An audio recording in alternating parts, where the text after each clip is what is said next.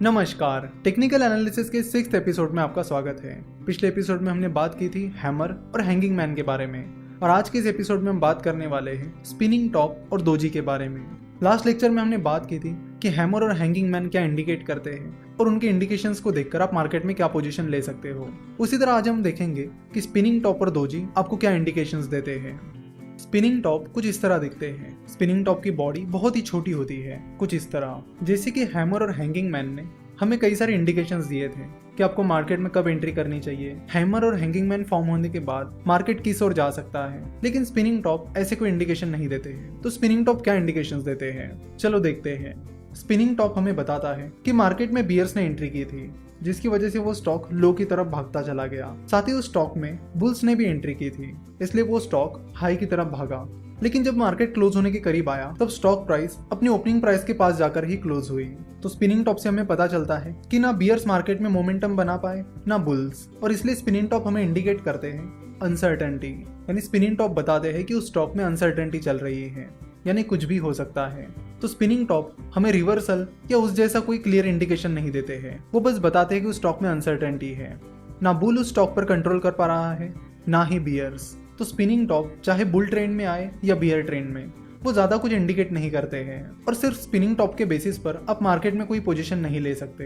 अब बात करते हैं दोजी के बारे में। दोजी कुछ इस तरह दिखते हैं, यानी दोजी की जो बॉडी होती है वो बस एक सिंगल लाइन होती है। तो दोजी से हमें पता चलता है कि उस स्टॉक की ओपनिंग प्राइस और क्लोजिंग प्राइस सेम रही है। लेट से कोई स्टॉक है जिसकी ओपनिंग प्राइस 100 रुपीज रही है, उसका हाई 105 रुपीज रहा है और उसका लो 95 रुपीज रहा है और उसकी क्लोजिंग प्राइस 100 रुपीज रही है, तो उसकी कैंडल कुछ इस तरह दिखेगी। देखो, दोजी में जरूरी नहीं है कि ओपनिंग प्राइस और क्लोजिंग प्राइस सेम ही होनी चाहिए। अगर उनमें थोड़ा सा डिफरेंस भी है तो चल जाता है। जैसे कि अगर ओपनिंग प्राइस 99.5 रुपीज है और क्लोजिंग प्राइस 100 रुपीज है तो इतना डिफरेंस चल सकता है। तो स्टॉक की ओपनिंग प्राइस और क्लोजिंग प्राइस, इसका डिफरेंस बहुत कम होना चाहिए।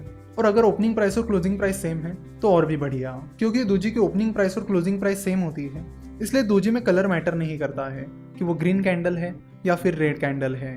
तो चलो देखते हैं कि दोजी हमें क्या बताते हैं। तो दोजी हमें बताता है कि बियर्स ने उस स्टॉक में एंट्री की थी, जिसकी वजह से वो स्टॉक लो की तरफ चला गया था। साथ ही उस स्टॉक में बुल्स ने भी एंट्री की थी, जिसकी वजह से वो स्टॉक हाई की तरफ भी गया था। लेकिन दिन खत्म होते होते उस स्टॉक की प्राइस अपनी ओपनिंग प्राइस के पास जाकर ही क्लोज हुई। यानी दोजी भी हमें बताता है कि उस स्टॉक पर ना बियर कंट्रोल कर पाया ना ही बुल्स। तो दोजी भी हमें अनसर्टेनिटी इंडिकेट करता है। तो सिर्फ दोजी के बेसिस पर आप मार्केट में कोई पोजीशन नहीं ले सकते। दोजी में कुछ और भी पैटर्न्स होते हैं, चलो उन्हें भी समझते हैं। तो जो दोजी इस तरह दिखता है उसे ग्रेवस्टन दोजी कहा जाता है।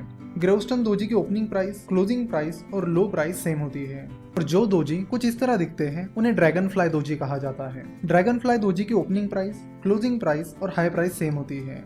अगर आप ग्रेवस्टन दोजी की बात करोगे तो उस पर्टिकुलर स्टॉक में बुल्स ने एंट्री तो की थी, लेकिन बुल्स अपना मोमेंटम बना नहीं पाए और फाइनली वो स्टॉक अपनी ओपनिंग प्राइस पर जाकर ही क्लोज हुआ। वही ड्रैगन फ्लाई दोजी में बियर्स ने एंट्री तो की थी, लेकिन बियर्स अपना मोमेंटम नहीं बना पाए और आखिर में वो स्टॉक अपनी ओपनिंग प्राइस के पास जाकर ही क्लोज हुआ।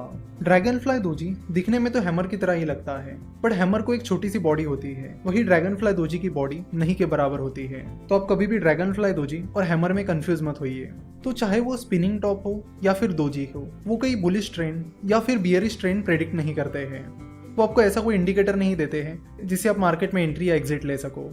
वो बस आपको बताते हैं कि मार्केट में अनसर्टेनिटी है। तो लास्ट लेक्चर में हमने देखा था कि हैमर ने हमें कुछ इंडिकेशंस दिए थे, जिसके बेसिस पर हम मार्केट में कुछ पोजीशंस ले पा रहे थे। सिमिलरली हैंगिंग मैन ने भी हमें कुछ इंडिकेशंस दिए थे, जिनके बेसिस पर हम मार्केट में पोजीशन ले पा रहे थे। पर इस एपिसोड में जब हमने स्पिनिंग टॉप और दोजी के बारे में बात की तो वैसा कुछ नहीं हुआ। हमें ऐसा कोई परफेक्ट इंडिकेशन नहीं मिला जिसके बेसिस पर हम उस स्टॉक में कोई पोजीशन ले पाए। तो बस दोजी या स्पिनिंग टॉप को देखकर आप कोई भी पोजीशन मत लीजिए, क्योंकि इन दोनों से हमें कोई अच्छा और परफेक्ट इंडिकेशन नहीं मिलता है। देखो, क्या नहीं करना चाहिए ये भी उतना ही इंपॉर्टेंट है जितना क्या करना चाहिए ये इंपॉर्टेंट है।